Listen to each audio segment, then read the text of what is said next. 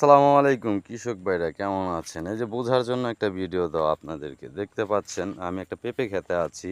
আসলে এই গাছটা তেমন একটা ফলন হয়নি। দেখতে পাচ্ছেন একটা নালার মতো, খালের মতো যেসব কৃষক ভাইয়েরা পেঁপে ক্ষেত করেন সবাই জানেন এটা করে দিতে হয়। পেঁপে ক্ষেতে যদি পানি বাজে ঠিক এইরকম যদি পেঁপে গাছে পানি দেখা গেছে গোড়ায় আসে তাহলে এভাবে পচে যাবে। পচে যাওয়ার কারণে গাছগুলো পড়ে যাবে। কৃষকের বিশাল একটা ক্ষতি হয়ে যাবে। আসলে কিছুদিন আগে আমাদের এখানে প্রচুর পরিমাণ বৃষ্টি হওয়ার কারণে পেঁপে গাছগুলো এভাবে নষ্ট হয়ে গেছে। তো দেখতে পাচ্ছেন এই গাছগুলো যদি থাকতো ইনশাআল্লাহ গাছগুলোতে ভালো একটা ফলন মোটামুটি চলে আসছে। এই গাছগুলো আর কিছুদিন যদি করতে পারতো দেখতে পাচ্ছেন কত সুন্দর একটা ফলন আসছে। কিছুদিন এই গাছগুলো টিকে গেলে ভালো একটা ফলন পেত কৃষকে। আসলে রাখে আল্লাহ মারেকে। আল্লাহর হুকুম ছাড়া কোনো জিনিস হয় না এটা আমরা সবাই জানি। কারণ হাজার হাজার গাছ আছে একটা বাগানে, কয়েকটা গাছ নষ্ট হয়ে গেছে।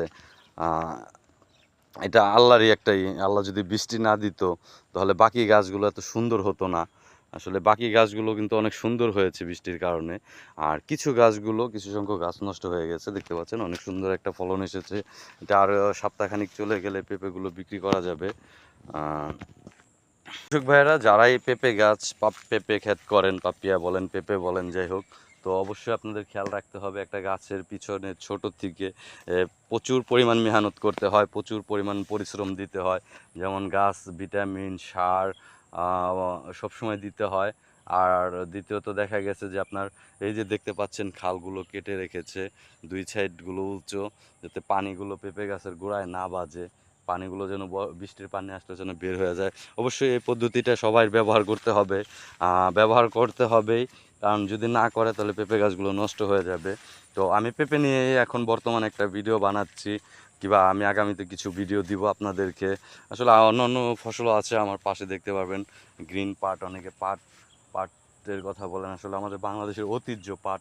পাট যদি না হতো তাহলে আমাদের বাংলাদেশটা হয়তো আমরা দেখেছি যে আগের দিনের 10 টাকা 20 টাকায় পাটের ছবি ছিল।